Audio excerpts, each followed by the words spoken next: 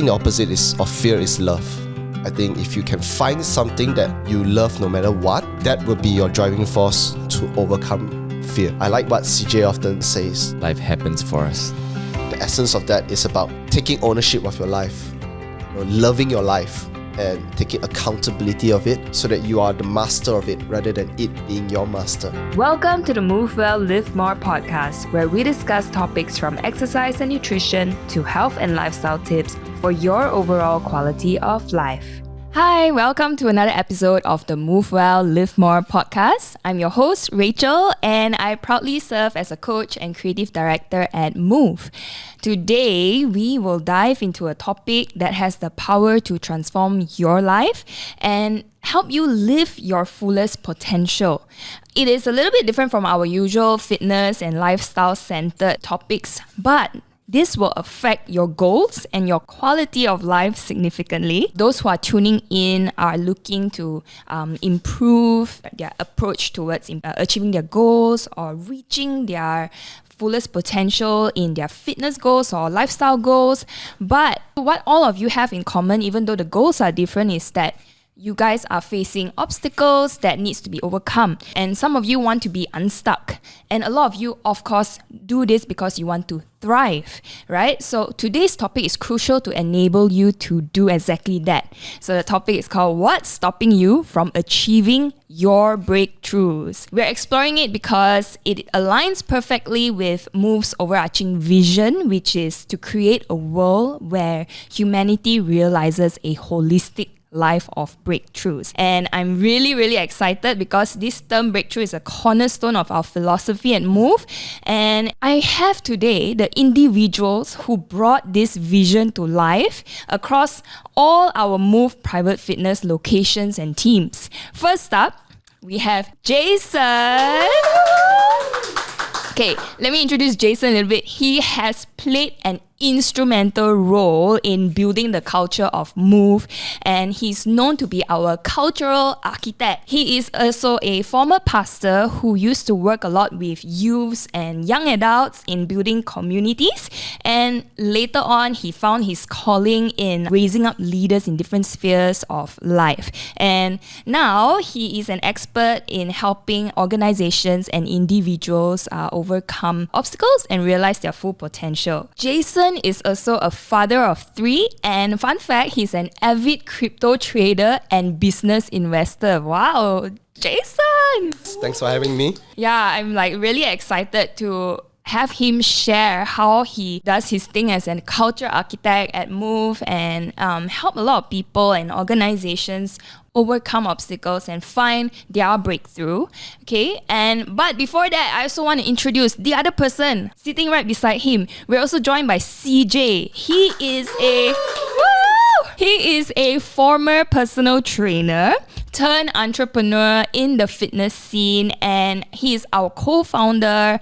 And wow, the amazing thing about him is he's also an international speaker at the Fit Summit, the Asia Fitness Conference, and he is really an inspirational leader in the fitness industry, known for nurturing and empowering countless of professionals who are passionate about fitness and helping people and growing their career in this industry. The man that's known to turn breakdowns into breakthroughs and beyond. So I'm so excited to hear from him as well, and he's going to draw parallels of how fitness and life breakthroughs are related. Yay! Right, thank you for the kind words. Let's do this. Yeah, so before we dive deep into the topic, we all know this famous writer and speaker, Simon Sinek, right? He always says, start with why. So let's try this in your most creative, short and sweet way. Tell the audience, what exactly do you do? How will you describe it? And why do you do what you do? For me, I take care of expansion as well as marketing at Move. So it's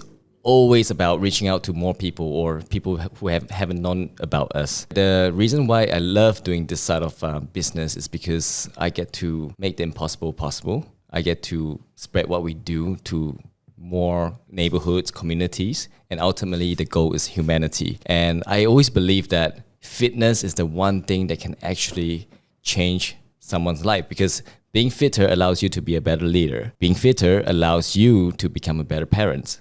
Being fitter allows you to have a fitter emotion to do basically anything you want in life. So basically what we do here to help humanity achieve a holistic life of breakthrough, this is what wakes me up every single morning, and this is what keeps me up at night sometimes. Like last night, I was like couldn't sleep because this is happening. Yeah, he's like really eager to give you a strong, powerful message today on how to break through. And that's really amazing, CJ. Thanks for sharing your why. Yeah, what about you, Jason? So as my title, Culture Architect, as the name goes, my work evolves around designing a unifying culture and a language for our organization so that we find unity and strength, as well as to raise leaders in our organization. And why I do what I do is that I find a lot of joy in helping people understand themselves better, or organizations helping to understand themselves better in order to make wiser, better informed decisions that will impact their own lives and the lives of the world around them. Wow. That's like really, really deep stuff. So both of you have very common heart to help raise people, to serve other people and lead them towards breakthroughs. So with that keyword in mind and our topic, what's stopping you from achieving your breakthroughs, perhaps we could start with defining the word. I think language is very important. What is breakthrough exactly? I think once we understand this, we can have a better narrative and approach towards achieving breakthroughs. So maybe Jason, you can enlighten us. So what is breakthrough? This word is commonly used and no one has ownership of it. No one can fully say that, this definition alone is correct. So it has various definitions, but the two biggest ones that I heard of, one is people often think of breakthrough as an eventual outcome, so an eventual destiny, and therefore often compared to a personal achievement or a goal. But for me, I personally also like to define breakthrough as the progress, the little changes that we make along the way to reach the eventual outcome. For me, it is how a working definition of breakthrough for me would be to recognize changes that needs to be made, either through problems or through opportunities, and to do something about it. And as long as you're doing something about it, and it's already considered breakthrough. So it doesn't need to be a big breakthrough at the end, but as long as the beginning of the journey to make changes can be considered a breakthrough already. Wow. That's very, very profound. A lot of times we look at breakthrough as, like you said, the outcome, or when am I going to get my breakthrough? I like what you said is to first having the ability to recognize a problem or an opportunity to do something about, and therefore breakthrough involves the transformation that happens in the process. Yes. Yeah. Right? What about you, CJ? What do you think? Well, for me, before breakthrough, there's always breakdown, right? Or having a plateau in life, in your relationship, career, business, marriage, or even your fitness, right? So it's always the willingness to seek for breakthrough rather than sitting back and being a victim, right? In this world, I think a lot of people are very good at or not being aware of how being a victim can actually harm them in the long term, right? Psychologically, emotionally, even physically, right? So what if we can have the world where humanity is constantly seeking for the breakthrough, not just the human evolution that we talk about here, right? Like how we used to be a chimpanzee and now we are like learning how to use tool and then technology, right? We're talking about in our daily life, right? The task that we're given, right? Are we shying away from it, or are we looking at it like, hey, look, we want to seek a breakthrough in this? Even a tiny 2-degree shift is worth the breakthrough. It's worth the work. That right? sounds familiar. Yeah. Linked to that short film about the 2-degree shift. That's right. Yeah, that was a film we did last New Year. So please check it out. All right. So thanks for sharing. Like, I guess now that we've understand what a breakthrough could mean to people, why do you think that breakthroughs are important or fundamental to living? Yeah, why I think breakthrough is so important and vital, because I think we as a human species and in our daily living, we need breakthroughs. It's fundamental to surviving and even flourishing in our well-being. I think like Tony Robbins, the famous motivational speaker, he said progress equals happiness. Progress equals happiness. I think what he's saying is growth. Another saying that all living things grow and all growing things change. So if you are not growing and you're not changing, are you then living? So to live is to grow and change. And breakthrough captures that essence of it, that it's that progress that we make, the little changes that we make that helps us to survive and even help us to thrive. It's primal to us. Because the alternative of it is a life that is stuck and a life that is going just whatever is stuck, the law of maybe entropy will just bring it downhill, and we don't want that. So a life of breakthrough is essential for us to keep changing, keep growing, keep moving, never stop. Self-discovering, right? Yeah, and to feel good about it and therefore to make a great impact. A life of breakthroughs is like a fire that spreads and other people will start to get on this lifestyle of breakthrough.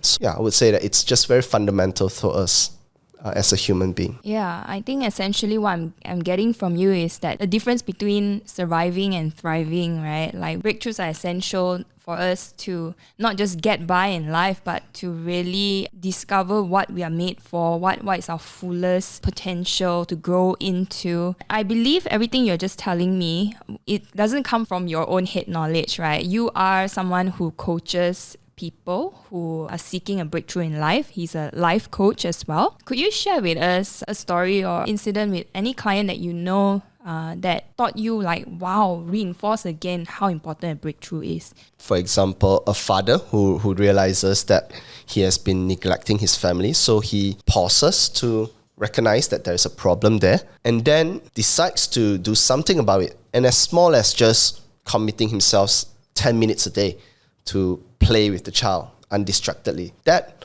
small action step is considered a breakthrough. And compounding it over time, he not just has many hours spent with his child, but he becomes a better father. He becomes a father more conscious about it. And I believe, one breakthrough may lead to another breakthrough. So maybe from 10 minutes to either more minutes or various creative ways or maybe even a trip together. So a breakthrough, we like to talk about the breakthrough ripple effect. That's one example. Or, for example, a businesswoman who one day realizes that the path that she is on is not going to lead to wellness, that she's been neglecting her health and it's not helping her to become the healthy woman that ages gracefully and stays strong for many years in her lives. And so that businesswoman recognizing it, and maybe she talked it out with her husband and finally decided to take an action, to go and get a consultation or from a personal fitness trainer or to just do something small about it. The first step for me is a breakthrough, because for me, what I see is that she paused to recognize a problem, realizing that some things are happening to her and she's not taking control and ownership of it. So she recognized the problem and she comes up with an action plan to do something about it. And that is the beginning of a breakthrough. These are just some examples of, how we can see breakthrough working out in our everyday lives. All right. Very, very cool. I like what you said. One breakthrough leads to another and eventually brings you towards a new destination or a new identity that you never thought, you could grow into until you take ownership, like you said, for some action plan to happen. What about you, CJ? You nurture and empower a lot of leaders in the fitness industry or trainers, seeking to be better in their career. What have you learned about journeying with them to discover their full potential? So a lot of time is, no matter what trade you're in, fitness coaching, sales, marketing, right? In the real beginning, it's always an uphill battle. And let's say you fail to close a client, and then you do that a few times. Often enough, you end up starting to doubt yourself. You're starting to have all these, conversation inside your head saying, "I'm not good enough. I'm not made for this. I'm not good at sales. I'm just not born for it or made for it." And then you walk into your next consultation or next closing with that kind of mindset. And guess what? Most likely you will not close another sale. No, most likely you will lose another deal. So it's really important to start to become aware of the inner voice that you have, right? You can look back, what has been the inner voice telling you in the last 24 hours? the last 48 hours. Sometimes it can be as long as the last few weeks. If you start identifying like, oh my God, it's been a week that I've been telling myself I'm not made for this, then you quickly have to start switching the language, right? From saying I'm not this, I'm not that, to start saying I am this, I feel this, I'm born for this, I'm made for this, right? And then you actually need to find supporting evidence to make sure that these become real for you. Because by just saying it over and over again, it's called affirmation. Some people say it doesn't work. Yeah, it works a little bit sometimes. It doesn't work sometimes because you don't have enough supporting evidence. It's just one piece of the solution. Yeah. You start with affirmation, then action has to come into place, right? That's right. So like a belief system is like a table and you need the legs to support them. So the legs are evidences to hold up the belief system. So I believe breakthrough always comes back down to, first of all, become aware of what kind of languages, what kind of focus you've been having for the last 12 hours, 24 hours, 12 weeks. Then start to tell yourself or start to declare a new belief, new identity, and then find supporting evidence. For example, people might go from, I'm not born for this, I'm not made for this, to like, I am good at this, I'm a great coach. Then you start asking yourself questions like, why am I a great coach? I've dedicated hours to learn about this. I've got mentor, spent hours to mentor me. I am more passionate than everyone else right at this moment. And therefore, I am a great coach. As you say that, I actually am reminded of my journey of becoming a coach, and my method was a little bit different. I can relate to this imposter syndrome thing that you're talking about. Sometimes we have limiting self-belief and we say that maybe I'm not born for this or maybe I'm not cut out. I didn't straight away start with affirmation for things to change. I remember I just called up my cousin who was a trainer, the only trainer that I know at that point of time. And I was contemplating pursuing this industry, right? Wanting to help people. You have that burning passion, but you don't know where to start or whether you're qualified. And I called him and I say, "Ayo, but maybe I'm not fit enough. I'm not as strong as a lot of other fitness people, or I might not look aesthetically built as a fitness person in my mind would look like, right?" And my cousin, with very little empathy, just quietly asked me back, "Everything you said about yourself, is that true?" I had to pause for a while and actually I admitted it is true. Right now, I am not fit enough. I am not knowledgeable enough. I have some work to do. Then he's like, "Yeah, so do something about it. What are you going to do about it?" And I'm like, "Yeah, what am I doing here whining, right, about my limiting beliefs or where I currently am right now?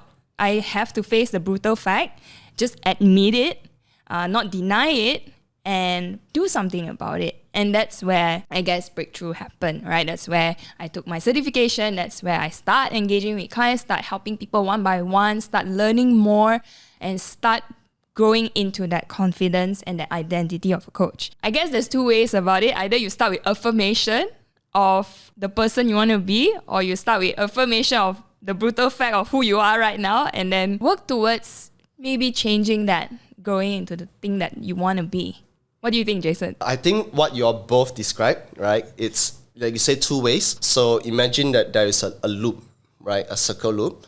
On this half, your half, you think your way, right? You are saying you have to think your way into being. And on your side, you're saying you have to act your way into thinking or act your way into believing. And I think the best way, maybe, is perhaps to combine both and to become a full loop, whereby you both act your way, or you think your way into being, and then you act your way into being as well. Or you think your way into acting, and then you act your way into thinking. And when you can go through that, spin it many, many times, it actually becomes stronger and stronger. So you have to declare and believe and think a certain way, and then you basically need to find actions that are consistent with the way you think, and then it becomes a full loop, and you become strong to take those actions and find those breakthroughs, I guess. True.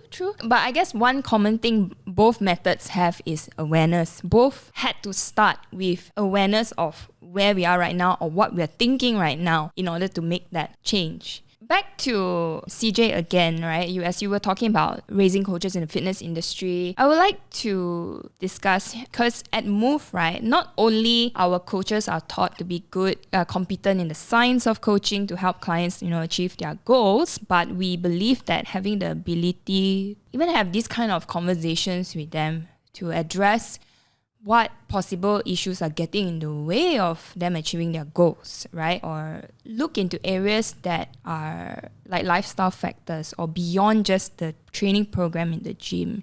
These things are very important for our coaches to do in order to have a more holistic approach. Why is that so important? So you're talking about the coach for the clients, right?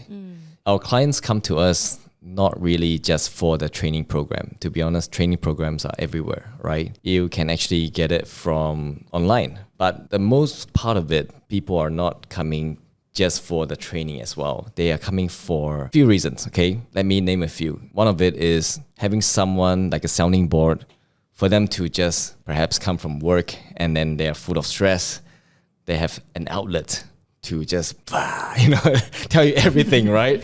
Where they don't have that space at home or at work to do so. And then you being a coach, having this regular touch point with them like twice a week in the gym, plus texting, calling occasionally. So you have ultimately built a bond and trust with them. And that's when being a coach, you're not just a fitness trainer, because fitness trainer ultimately just shows you how to work an equipment, how to do an exercise correctly. But a coach is there to help guide you through asking you great questions to overcome your own obstacles, right? A great coach does not tell you what to do. A great coach will actually ask you the right questions to guide you. A lot of time, if we want to help someone to achieve better fitness, better health, consistency is key. But then at the same time, where do they get that consistency from? If there's the lack of energy and time, self-belief, a bunch of reasons. That's when being a coach, you want to be able to help them look past what happens in the gym, right? Perhaps it's because they have sleep problem. The sleep problem comes from having a rocky marriage, right? And then a rocky marriage perhaps comes from stress at work. So imagine you are able to help them see that, hey, look, I know you are not consistent, not because you just are not made to be consistent in fitness, right? Some people are like, I don't have time for this. I'm not made for this. But then it's actually a series of other reasons. So a great coach can help to look into the root cause, and then just by asking questions, guide, and perhaps even refer to, people that can really help the clients. Yeah. But sometimes just holding space for awareness to happen gives that ownership back to the client to be able to, oh yeah, I need to do something about this area of my life. And then everything else will fall into place. Personally, as a coach, I feel like sometimes we don't need to give the solution. We just need to hold space for a conversation where awareness can happen. Then discovering a problem opportunity for a breakthrough to happen takes its course. Yeah. Yeah. I think there are a few times where our prospects, they're not even clients yet. They broke down in front of our coaches, right? We have quite a number. Yeah.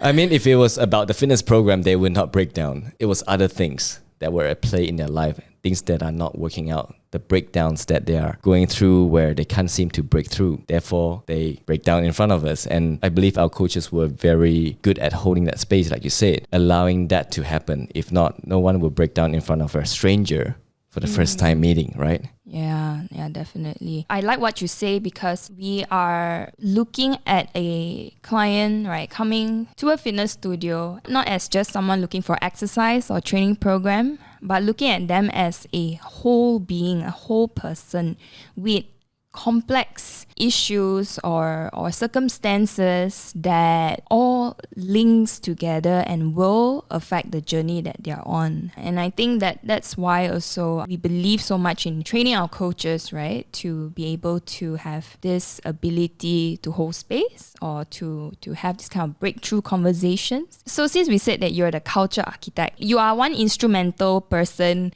who kind of like allow all our coaches to be educated on the language and the values that somehow trickles down all the way to our conversation with the clients. Maybe you can share with us, how did you do that? Yeah, one of the ways, a language that we introduce to our entire organization, to our coaches, is something, for example, we call the high care, high challenge. And what it is for us to be good at balancing both of it, to provide both high care and high challenge.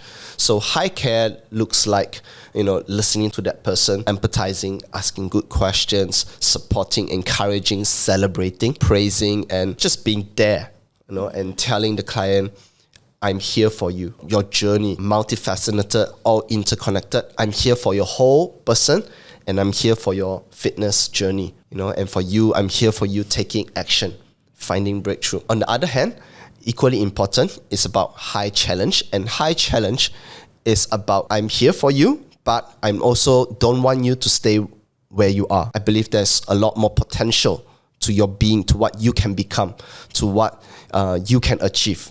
There's so much more, and I'm here to give you a push, to give you accountability, to hold you to your standards, to hold you to your values, and to even introduce new values, new, better ways of thinking, better ways of doing things. So I'm challenging you, pushing you, stretching you a bit, but at the same time, equally holding you in a safe place, in a safe space. And if you do fall, I'm here to encourage you.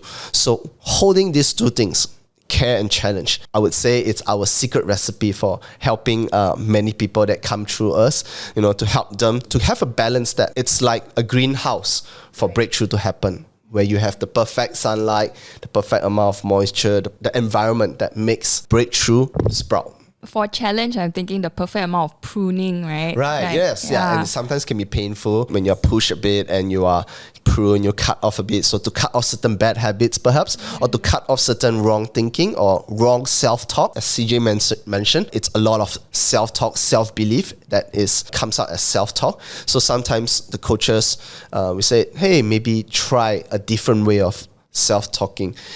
For example, imagine there is a young apple tree that has not bear fruit. So what then should we call it? Should we therefore not call it a young apple tree? Or should we call it a mango tree? No, right? A young apple tree is an apple tree, whether it has bear fruit or not. And imagine that young apple tree, what would a good self-talk be like? Would it be a good self-talk to say, you know what? I have not borne any apples, so maybe I should not call myself an apple tree. I should call myself something else, right? But I would say that if it goes on to call itself something else, that would be a big self-rejection. And for sure, it will not yield the kind of result that you want, because you're working against yourself. So a healthy self-talk would be to call yourself what it is and to call out that thing, to fully become that thing. And then fruits will start to happen. Find the things that are, and at the right time, that fruit will start to happen. But that even when things are visible, when fruits are visible, it is still an apple tree. It should know its identity and become aligned with it and to do things that are consistent to that. So we try to help clients both in that self-talk, in that self-belief, as well as to take the actions that are necessary to find that breakthrough. Wow, that's a very, very powerful analogy. I like how you said that even if we've not seen the fruits that we think we're supposed to have, it doesn't change what seed we have inside, right? What we could grow into. Really amazing. Sometimes I encourage people who they say, oh, I have not written a book, to call themselves a writer, an author, because if they do it, they start to believe it, soon you will see a book being produced by them. So sometimes we just encourage everyone, whatever you believe that you are and you want to become, start, calling myself I am this, I am the things that you want to see in your life, call it out. Call it out. Yeah, declare it out. Yes, and take action and follow it. But it's a chicken and egg, that loop. We go back to that loop. Should we do first and then see it, or should we believe first? I think it's both believing and then doing it. And then you will see the results. Yeah. Wow. Really, really amazing. I mean, coming back to a fitness example, again, very, very personal for me. It reminds me of when I first started exercising. I used to be sedentary many, many years ago. And I love how fitness taught me at the initial days and until today a lot of values about life, right? The key thing that really stuck with me till today is that what limitations I have today, I can keep redefining it. I can keep erasing those limitations and grow into a new identity. For example, this is a story I tell every new prospect I have, and we will laugh about it. I've not till today found a client worse than me who can't do 3 bodyweight squats without falling back and, just feeling so sore the next day. 3 reps of bodyweight squats. I was that pathetic. But look where we are today. I'm a trainer. I can squat. But what I learned through that process was that I can't do it today. Never mind. Tomorrow I try again. I get from 3 petty bodyweight squats to 4. Next thing you know, I go to 5, I go to 10, and next thing I know, bodyweight squats is nothing for me. Adding on more resistance and strength just keep on adding on, right? So I feel that taught me so much that, hey, our bodies can do this, even much more our characters and even much more our perspective every day. Yeah, so I see a lot of parallel in the values we learn from fitness or even as a coach to the things we can apply into life and how we can pursue a breakthrough. What do you think, CJ? What you say there is really great. A lot of people break through limitations through fitness, using fitness as a vehicle, right? But at the same time, there are a lot of people who are super fit in the gym, but they are horrible in their life, right? So how does that work? Because, you have people who are just crazy fit, but they are horrible. They're, divorced, bankrupt, and all that stuff, right? So I think it's really important for us fitness professionals or people in the fitness industry to always help connect the dots with the people getting into fitness or doing fitness that, hey, look, fitness is just a simulation for the life that you are living. Breakthrough limitation insight, breakthrough limitation in your whatever financial life, business, career, marriage, relationship. It's always important to draw that parallel. If not, people just, this is one thing, this is another thing. One story, another story. So whatever you do in the gym, whatever you train hard for, whatever strength you gain, it should go beyond the doors of that training studio or the gym. Yeah, it should add to your life. All right, so many of our listeners may be facing obstacles on their journey towards breakthrough or living out their fullest potential. Maybe we can discuss what are some of the common challenges people encounter that preventing them from reaching that breakthrough. I would say to first embrace obstacles, embrace breakdowns, like see challenges and let's, come at me, right? I know it's a bit extreme. It's a bit like, what the hell? But then there's no way out, right? You either go head on with the obstacles and find a way to break through, or you get beaten down and wait for someone to come and save you. And sometimes it doesn't happen for a long time, right? So be prepared to take on obstacles and breakdowns head on. There's a book called The Obstacle is the Way. I had a paradigm shift after reading the book, right? It's just basically telling you that no great things in this world had come from an easy ride. And if you want great life, great marriage, great business, you have to have obstacles because it helps you to learn a better way of doing things, makes you smarter, makes you wiser, makes you more compassionate. All these traits that you become comes from obstacles, right? Tough times makes great people. So if you want to be a greater human being, just embrace obstacles, right? Rather than seeing like, hey, why does it always have to happen to me? Oh, why me? Why me again, right? Why me? Oh my God, like I'm not this, I'm not that. Why does it happen to me, right? Rather, you can just say, hey, it happens for me. And that will help you, will set you up on a path to search for, hey, what is the lesson here? What is the message in there that I can try to hear out? Basically, I think there was a few times when our business at Move faced challenges. And then basically the languaging that I have for myself internally helps me to show up with the team to overcome it together.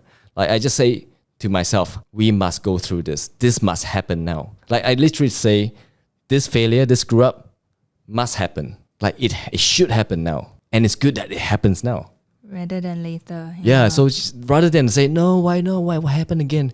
It must happen. It must happen. I like what you said, and I think it's something that probably a lot of us hear often. Just learn to embrace the obstacle or the challenge and find the reason why it's happening or be grateful that it happens now.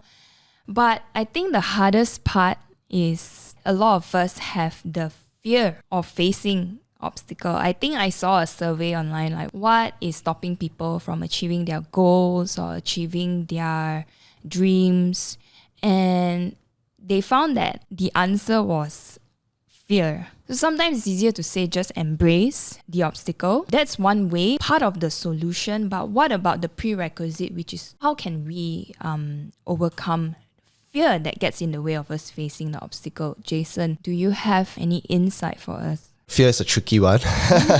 Yeah, we all have fears. I think one way to overcome fear is to find out what matters more than that fear. To find something that you love more. I think the opposite of fear is love. I think if you can find something that you love no matter what, that will be your driving force to overcome fear. I think there's a story that I heard before. This older sister and this young sibling of a young brother of hers. One time they were playing in the living room. I can't remember how is it, but eventually when the parents came, they found the sister holding the brother, hugging the brother, and both of them sleeping on the couch. I think maybe there was a thunderstorm.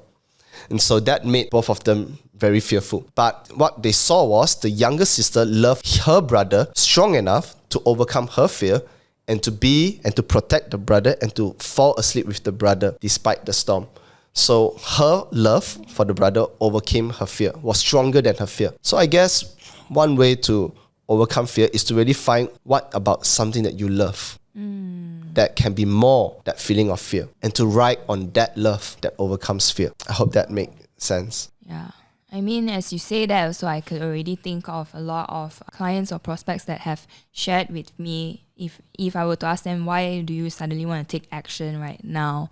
And the deeper reason, yes, it's for themselves, but it's always tied to something and someone they love, that triggered them to, you know what, I'm going to face this discomfort, stepping out of my comfort zone, stepping out of my fear of change, and, you know, let's try this because there is something bigger at stake, something I love. That really makes sense, yeah. So I guess when we're faced with fear, you know, think of the opposite. What's at stake and what's the thing that we cherish, right? Yeah. Going back to that point, ultimately, like, why we want to move well is to live more, and why we want to live more is eventually to love more. Never forget that purpose. It's to give. We need to grow in order to eventually be sufficient enough and then to overflow to give. And that makes life full. I think we should all find ourselves be more and more driven by love. Or else we'll be driven by fear. I like what CJ often says, do not let life just happen to us. How would you put it? Life happens for us. I think at the essence of that is about taking ownership of your life, you know, loving your life, loving the things that you have in your life, and taking ownership of it, taking accountability of it, bit by bit, to make changes so that it's in your control, so that you are the master of it rather than it being your master. When you have master of it, you have breakthrough after breakthrough after breakthrough, you are just able to give more and to love more. And when you're in that mode, fear is hard to take a hold of you. Yeah, because you become so strong, and you know how to just manage yourself so well, and you have mastered your life, different aspects of your life well. Yeah, any challenges that come, just take it head on, because you know why you're doing it so that you can feel good and love more, give more. Yeah, and it becomes a lifestyle of breakthrough. When you have a lifestyle breakthrough, fear cannot stop you. You know, challenges cannot stop you, because you know that, I just need to find out what's the problem, where's the problem, where's the opportunity, and just do something about it, believe something different about myself, to grow in that self-belief, take on a new challenge, and believe that you are going to become something because of something better because of that challenge. That's really, really powerful. And I believe as one lives that kind of lifestyle, it becomes very infectious, therefore breakthrough, ripple effect, right? Then we start to influence our sphere, people around us. What about you, CJ? To wrap it up, could you share some practical tips or exercises that our listeners can start implementing today on their journey of breakthroughs? Right. It comes down to this thing that Tony Robbins talked a lot about, which is your emotional state, right? Your state. He said that if you were to take massive actions or actions that can actually make a change to your life, any areas of your life, business, marriage, whatever, you must be at a peak state, right? Peak emotional state will allow you to take the necessary action. But how does a peak state happen, right? So this is something where I feel like his teaching had made a profound impact on my life. There's a triad of emotional psychology or emotional triad, whatever you call it. Basically, it's a triangle. It talks about there are three things at play that can determine someone's state. And ever since when I learned this, I could easily prime myself to do whatever it takes to do the necessary thing to tackle breakdowns head on. So for example, the first one is your language, right? Like previously we talked about language, going from I am not this, this empowering self-talk to having a switch of languaging, right? So that's first step, the language. The second one is focus, right? If you focus on what is not working, right? Where you focus on energy flows, where energy flows, things expand, right? Then that's when people tend to say, hey, look, one thing after another. Oh my God, what the hell, right? Because the focus, again, think back the last 2 weeks. Has your focus been on what's not working? How bad you are, how inadequate you are? Or has your focus been solution, being resourceful, being creative, right? So that's the second one. The third one is your physiology, because we can't run away from this. As much as you can prime your emotional state of mind and like focus, you have to get fit. You have to prime your body with the biochemistry that pumps you up, like dopamine, testosterone, oxytocin, all these stuff will then drive your brain to think differently, all right? If you have a lot of stress hormone, most likely it's very hard for you to think of great solutions, right? So therefore, having this triad of emotional psychology allows me to really assess myself. Okay, look, maybe all I need is to just move. Just go get some exercise done, like that's it. Don't even try to be positive thinking. That's what people say, and sometimes people say that it doesn't work. Yeah, there's some truth to it that it doesn't work because your body is not in the state to receive that positive thinking even. Yeah, that's right. And a lot of like strength training movement actually gets you into that power pose. Overhead press, right? Wow. That's what Hercules does, right? Overhead press. Or what else? A lat pull down, right? You're flexing your wings, right? A Wonder Woman pose kind of thing. And then if you're stressed out, if you're beaten down by life and you're doing all these power pose movements, your mind will start to be like, hey, I thought you should be stressed. Why are you standing up like this? Why are you doing this? Why are you getting into this posture? Then your mind will start to be like, maybe we can think differently. Maybe we can start feeling differently, right? Because what's going on in your mind and what's going on physiologically, it doesn't link anymore. That's when stress, a lot of things are being dismantled, right? That's when sometimes I do corporate talk. I say, how do you dismantle stress, right? You dismantle it with these three things that you can take control over. You don't have to do all three, just do one of them. Physiology, focus, or language. Or if you can't do all three. Sounds like spirit, soul, and body as well, right? Aligning the spirit, the soul, the way you feel, and then who you are, and your body to align it. It's really interesting. Yeah, wow, that is really cool. At least our listeners can take away some formula, and it's very practical at the end of the day. Like, yes, sometimes we focus a lot on mindset, languaging, focus. But if your physical state or this vehicle of purpose is not in an optimal condition to even embrace that positivity, you're going to be working against yourself. And I think, a lot of entrepreneurs, business owners, or career-driven individuals, right? They say no time for fitness, no time for health, because they are always wanting to get an edge in their business, in the marketplace, right? But one thing to really consider is your opponent, the one that you work so hard to not be surpassed by. What if they are fit? Would they then be able to overcome problems and obstacles better than you do, right? So I know that's a very finite kind of like comparing mindset, but this is just one way I hope it can motivate many of you to be like, hey, you know what? I want to get fit now. You trigger the kiasu button. Yeah, in case my competitors are getting fit, and that's one thing they have one up against me. So I'm going to get fit. All right, let's do it. Do it for that reason. Later on, you might find a deeper reason. Maybe it's to be there for your kids, to give them the most memorable childhood because you are there. You're not lying on sofa watching TV. And also to encourage everyone in your journey and all, is to not look for perfection, but to celebrate progress and to realize that breakthrough happens from day one of you making changes rather than looking at the perfection at the end, but to realize that, as soon as you start taking action, breakthrough is already happened. And that's the spirit of breakthrough. That's the understanding we have. And that's the understanding that we like to share to more people, that everyone can have breakthrough. And even have a lifestyle of breakthrough, of many, many breakthroughs that leads to becoming the person that you want to be, to feel better about yourself, to love more, to give more. Yeah. Yeah.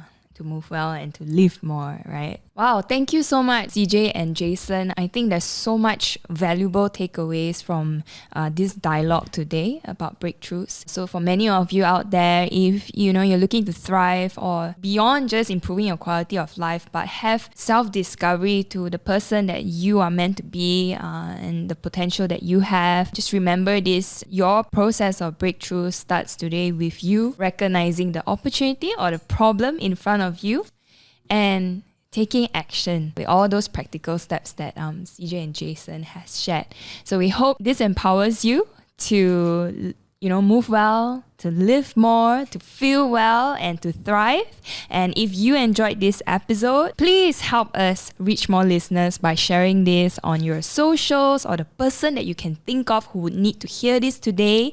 And if you've got a question for us or a topic you'd like to see covered, slide into our DM on Instagram at Move Private Fitness, and we will see what we can do. Join us next time for more practical lessons and inspiration to help you improve your overall quality of life. In the meantime, keep moving well, feeling well, and living more. Let's say bye. Bye.